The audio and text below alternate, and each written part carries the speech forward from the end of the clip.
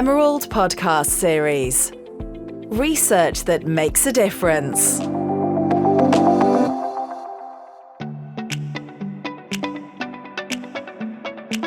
Hello, welcome to the Emerald podcast series. My name is Thomas, and my guests today are Richard D. Simmons, a visiting fellow at the University of Hertfordshire in the UK.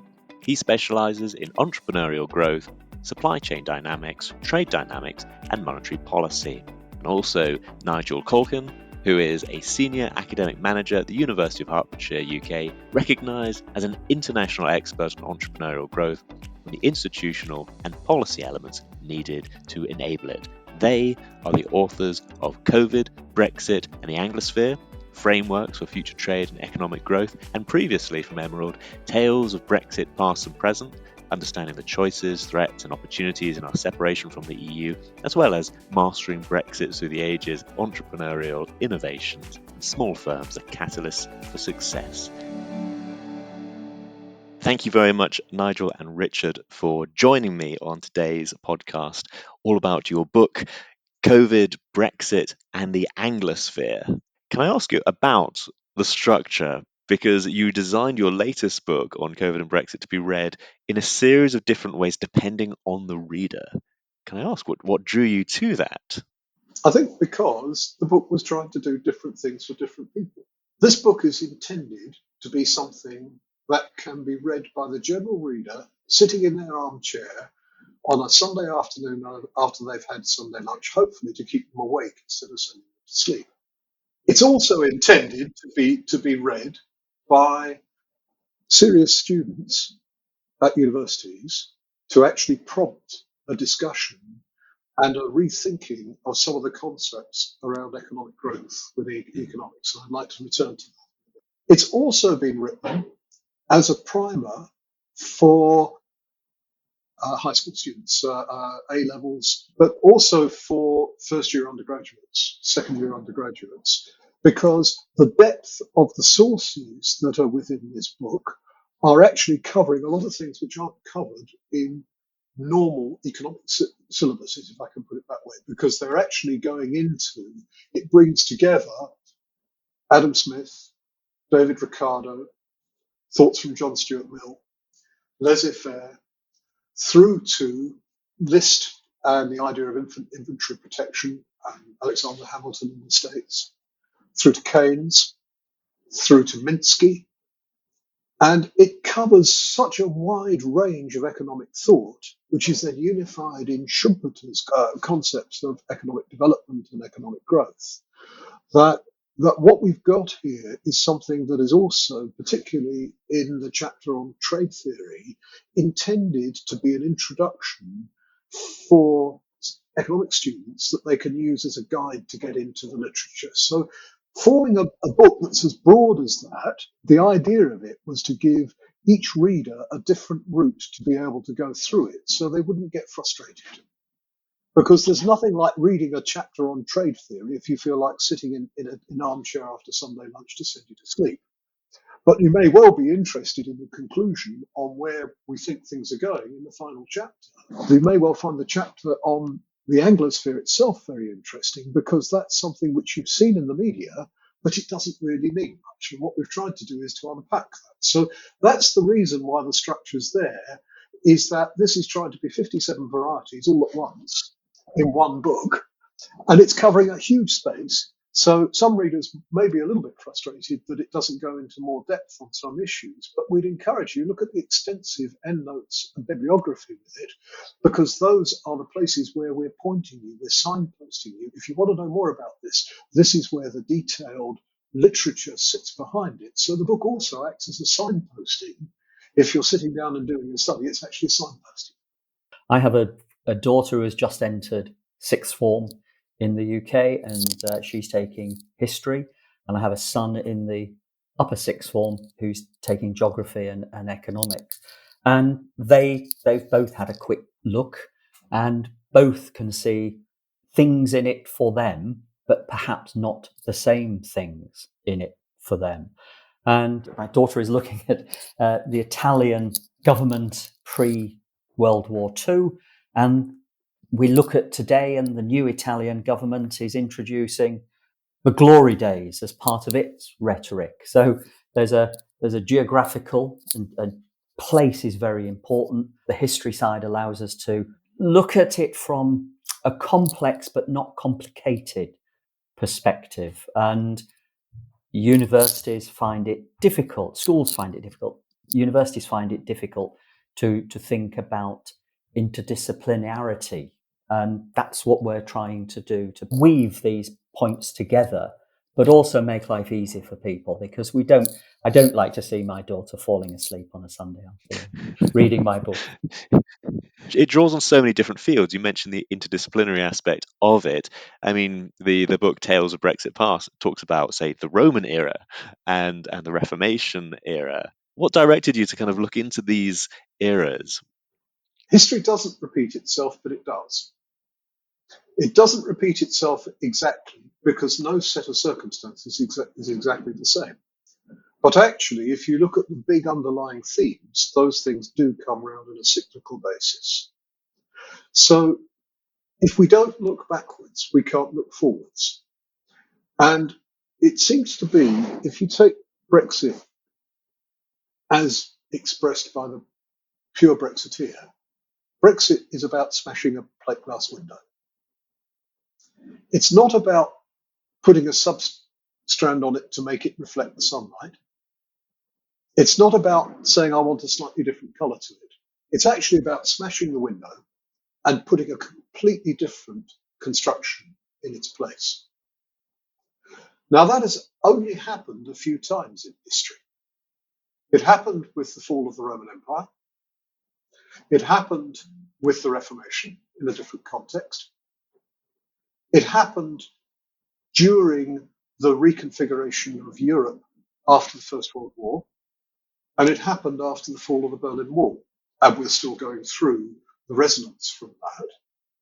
And when those big moments of change happen, they completely invalidate the models that people have used, because those models are based on, of course we never say it, do we? But when you look at the IMF studies on forecast accuracy, they're always perfectly accurate until there's a big change, and then the models all fall apart and they're not accurate about anything.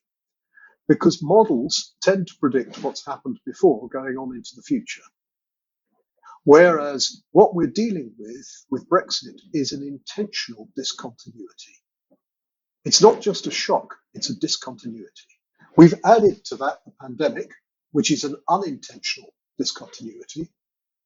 And we've added to that the war in Ukraine, which is, I don't know whether that's intentional or unintentional, but it's certainly a discontinuity. And we now have a further discontinuity, which is becoming more and more evident, which is the strain between China and the United States. So somewhere in all of this, you can't go back and look back to economic theory over the period from 1980 and think of continuity.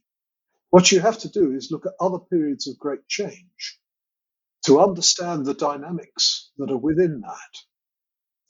And it forces a different way of looking at things, because you're dealing with something which is not effectively static equilibrium within a growth path. You're actually dealing with chaos in a dynamic model of change. And that means that you've got two completely different worlds which are clashing, because the institutional world is well equipped to deal with, well, tomorrow's going to be roughly the same as today, and this is what I need to do. And that is what you've seen, the reaction to the Liz Truss budget that was such a disaster from the point of view of the markets. You've seen people try and go back to something they understand. But going back is never an answer. When you smash the plate glass window, you have to take the next step forward.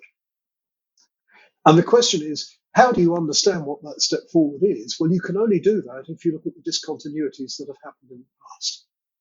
And for that, you have to go back to history. And when you then phase into that narrative, entrepreneurs provide excellent examples of individuals that have done and dealt with moments of change like that, which is why in the book you see a narrative that talks of stories of some of the entrepreneurs to actually take us close to people who've actually been through this before so we can learn from it. And it's not that we copy them, it's that we learn from them and then we have to revise where we are now and adapt it. So it's not originalist in the way the Federalist Society would be in the States over the US Constitution. It's something which is evolutionary, but that goes back to original concepts which are learned from history.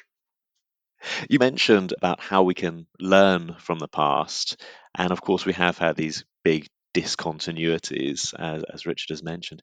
Could I ask, what can we learn from the big changes we've seen over the last few years? I could turn the question round and I could say, how much have we learned or have we learned nothing? The first lesson of any discontinuity is when the piece of glass is smashed, the world has changed. And that we haven't learned. It happened in 2008 when the financial system collapsed, or nearly collapsed. And we haven't understood what that means in terms of what we have to adapt. Instead, we thought that it needs more regulation. But actually, what it needed was a return to entrepreneurial capitalism. It needed to move away from where the financial sector takes an increasing set of the resources and feed those back to entrepreneurs. The financial sector does amazing things for the UK, but it has to be anchored into the real economy. Or else what you have is an Iceland type situation where you have a financial economy which acts within global markets but doesn't link to its local country. Now, when you look at the Boris Johnson levelling up agenda, which we've heard so much about, that's a reflection of the financial sector in London not linking into the rest of the economic activity within the UK, because London's role has been as the duo world financial centre, rather than as a bridge between being both a dual financial centre of the world and being a centre of economic activity that actually feeds the regions in a way that actually helps them grow. And one of the key reasons for this is to do with the way that risk capital is apportioned.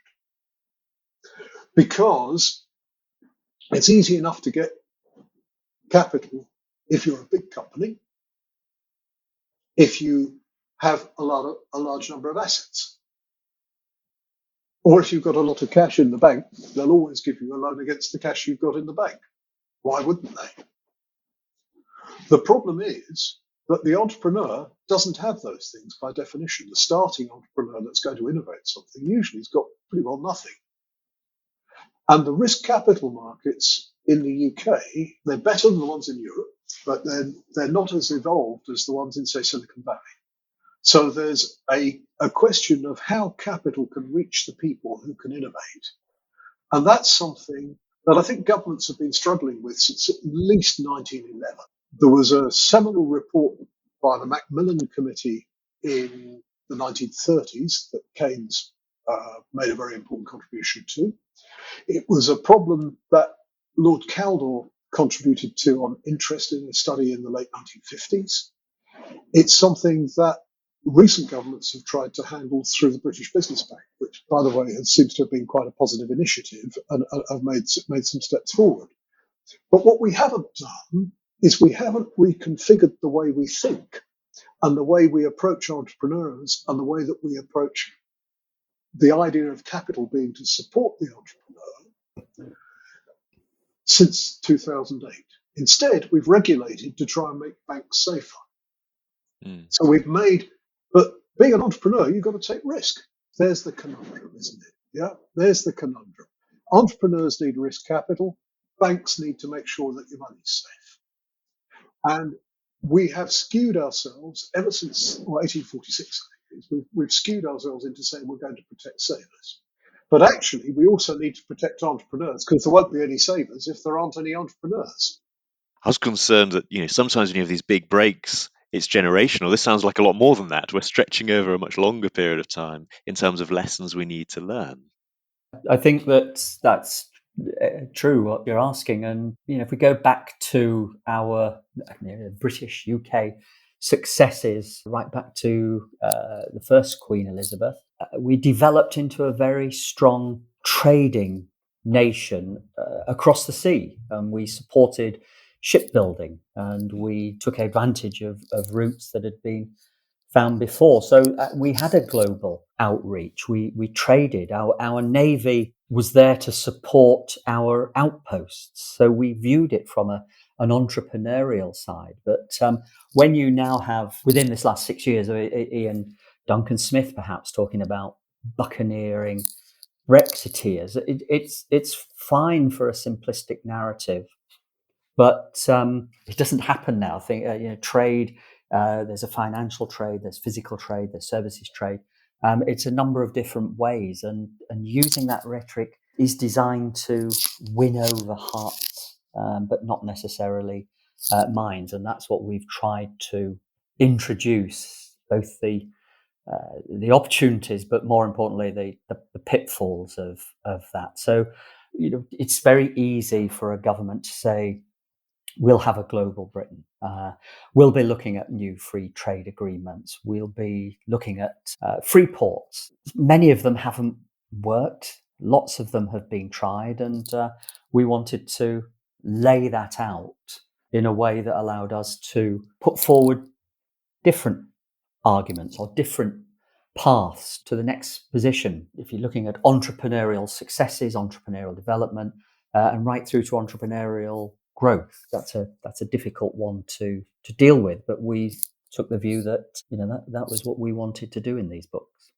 I'd like to pick up a particular example which is in the book, which is to do with Southwark, because there's a whole chapter that looks at the development of Southwark and Bermondsey over the period from William the Conqueror through to today. And one of the features in this, Nigel talked about how the maritime tradition actually enabled things within the UK. It was more specifically England at that point, is the felt hat industry. In the Restoration period, in the 1660s, 1670s, felt hats were all the style. They were all sourced from Europe. They were sourced from beaver hair from Russia. And it changed very rapidly into being, most of them, certainly in the UK, were sourced from Southwark with a felt hat industry. And that grew on the back of the Hudson's Bay Company importing beaver pelts into the docks in London and exporting foodstuffs and essentials for the trading outposts. Now that setting was within a mercantilist empire setting. So you have a trade theory here for students in the sixth form and in the undergraduates, where you can see the effect of mercantilism in terms of economic development, because you can see that there's a mercantilist policy. The ships are actually, under the Navigation Act, forced into London, and there's a manufacturing industry that grows in Southwark and Bermondsey, partly because they're less regulated than the City of London, but partly because they were also the place where the immigrants came. And so when there was the persecutions in the Netherlands to do with the religious wars there, and when the Huguenots were expelled from France, they were taken into that area, and it was a very fluid area, but they also brought with them dyeing and weaving skills that weren't there. So you actually had this hotbed, this cluster of textile skills that enabled a felt hat industry to grow. It was linked to mercantilism, but it was also linked to open immigration. And it was also linked to, there was a large proximate market in London. And there was also an easy way of exporting because you were in the port of London. So that tradition, which if we think of Ian Duncan Smith's Buccaneers is maybe what he's thinking of, though maybe he's thinking more of the things that happened out into Russia and whatever, which is described in our book on Tales of Brexit. The thing about all of this is that it also required a political structure of hegemony over some of the territories that you were dealing with. And that links us into why in the title of the book we have the Anglosphere. Because you can have free trade or you can have mercantilism, but someone has to set the rules. And the rules are either set by a hegemon or they're set by a mercantilist policy. And the question, one of the big questions that we have now, with the rise of China, with the Ukraine war, with the experience of the pandemic, is what is the role of the United States going to be globally? Because it's been the hegemon since 1945. What is going to be the new rule setter globally, and how's that going to fit? And the Anglosphere in the book's title fits to address that question as one option to address that question. Doesn't say it's going to work out that way. The only thing it does say is this question is going to arise. It's going to become more and more important to deal with. And we're already seeing it day by day, where we're seeing people restricting trade between different blocks. We're seeing tensions, we're seeing tariffs, we're seeing things which are being done on semiconductors. What we're seeing at the moment is it's not really a trade war. It's a struggle for who's going to be the hegemonic rule setter. If you look at telecoms, if you look at G5 telecom rules, China has been trying to dominate all the technical committees of the telecoms regulator. The Western end of things is catching up and understanding that this is a threat. And so you're seeing things in response to this. But the idea that everything can be multilateral, it can only be multilateral if you have a political consensus that there will be a multilateral hegemon. But that never really existed. It was a US hegemon, and then it was a US-USSR hegemon, then it was a US hegemon, and now we have a multipolar, really confused world where nobody really knows what the hegemon is, and that's probably one of the reasons why everything feels such a muddle. And the Anglosphere, in the concept of the title of the book, is one structure that could possibly offer a way that sits with the traditions of the United States and the traditions of the UK to come together to provide that stability and also engage Europe in a way that Europe can understand. I know crystal ball gazing is a dangerous game, but what do you see in the next 5, 10, 15 years? Is there a way that a British government could support entrepreneurs? I want to pick up a point that Nigel has schooled me through over the years, which is the question of what's the difference between economic development and economic growth. Economic growth is surely, and Nigel, please correct me where I'm wrong on this, something which is sort of incremental. You have existing firms, you have existing products, you have existing markets. You have a new iPhone that looks a bit different, but actually it does the same thing. Economic development is where you create new markets, you innovate something completely new. So if I think about snail mail in the 1980s, when we used to send letters, and making them go faster, well, maybe you have a courier service. That's economic growth. But if I think about email that came in, that's a completely different technology. That's economic development. It's transformed things. We need entrepreneurs, and we need support structures, and we need enabling structures that will deal with both. So the book sets out two innovations in terms of theory, economic theory. The first is it takes a model which was developed by Nicholas Caldor and by Gunnar Myrdal of cumulative causation, which it fuses the two of them together and then updates it for the digital age. Myrdal was talking about the social dimension of change and the social dimension of entrepreneurship. And his work was extremely important in terms of the civil rights movement in the US, in terms of showing how equality of opportunity helped black entrepreneurs and black communities develop, and how those communities were completely disadvantaged unless they could actually be brought into a cumulative model where they were supported in education, living standards, civil rights, and whatever. Caldor, who worked with Gunnar in the UN Commission in the 1950s, took an economic view on it. And he said, what you need is export-led growth. Productivity comes from manufacturing under something called Verdun's law, which is a ever-increasing returns to scale. So your unit cost goes down as you produce more. And he said, what you need to do is you need to export more to get more volume through your key industries. That gets your unit cost down, and that makes you more competitive. Now, that was the basis of the 1964 to 70 Labour administration's selective employment tax, and also of the early 1970s thinking in terms of picking winners. But actually, the world is more complex than that. And what we do in the cumulative causation model, we use Southwark as an example of showing how that model's worked. We don't seek, and we don't try in this book to express it mathematically. So for my economics colleagues, I know you'll be frustrated that there aren't pages of hieroglyphics, but actually we wanted this to be something which is accessible for people to be able to read and to understand. And its very complexity makes it very, very, very, very difficult, because you're dealing with something where you're looking for a dynamic equilibrium rather than a static equilibrium, because you're looking for something which is completely within the concept of change.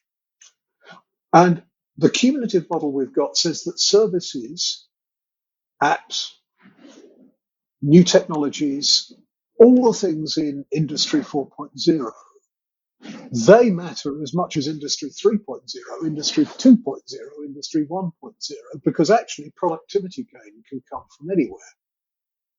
But to have sequential productivity gain, what you actually have to have is a benign, stable environment. So smashing the plate of glass actually is difficult, because everybody then has to go about how do you repair the window, rather than actually thinking how do you polish the window. The second thing about it is that it is, again, very complex. There are lots of different actors. And you get into a benign, a virtuous circle of causation, and you get growth. It takes quite a lot to knock it off. But when it gets knocked off, you get in a vicious cycle of decline. And you get Southwark and Bermondsey, which was a very affluent, well-to-do suburb of London, within 50 years, becomes the Bermondsey of Dickens, where Nancy gets murdered in Oliver Twist. And what an extreme, what a set of extremes. But this is the lesson out of this is, and it's a very important policy lesson, is that if you want to grow things, you have to enable the entrepreneurs, the entrepreneurs within businesses, to them to be able to keep innovating. And that means they need stability. They need to know where things are going, and they need things like tax incentives, which incent them to invest. The UK has the lowest business investment level of any OECD country, and has done since 2008. Not surprisingly, the UK is at the bottom of the growth in total factor productivity as well. And not surprisingly, it's at the bottom of the growth in real wages because of that. So there's something about cumulative causation. And then on the other side of it, we have to remember the world's not static. When you pull your phone out of your pocket, think back 30 years, would you have had a mobile phone to pull out, let alone a smartphone? So what we're talking about there is we're talking about moonshot products, moonshot entrepreneurs. We're talking about economic development which transforms and creates markets. And we have created what we call the quadruple vortex of innovation, which is a lot of words to say that there's lots of things come together, but actually the entrepreneur, the state, universities, and private capital need to come together to generate success in those huge disrupting, those unicorns, those Googles that everybody wants to grow. And you can't have a policy that goes for the cumulative causation, just make it a little bit better every year, that's going to fit the ones that are going to be the moonshots. They're different and they need supporting in different ways. But all of them come together in saying that at the centre of it is the entrepreneur, and the central problem is channeling capital to the entrepreneur who can apply it to meet a market need. Since the 2000-2001 SARS and MARS endemics in the Far East, Oxford University has been supported and with funds from Department of Health to look at ways in which that it can, develop ways to overcome that. Solving this on its own is not enough, and it needs that link to entrepreneurial thinking who can turn that research into saleable products. And you could argue that person perhaps was Dame Kate Bingham, who chaired the UK's government vaccine task force, and she's also the managing partner of SV Health Investors. She brought that in. She pulled together the partners, the development of the AstraZeneca Oxford biomedical vaccine, supported by the state through research funding to Oxford, encouragement to partner with AstraZeneca, initial orders to assure profitable productions. So supported by the multinational AstraZeneca, the technology and Oxford Biomedica had access to the capital needed to grow. So we have the potential moonshot.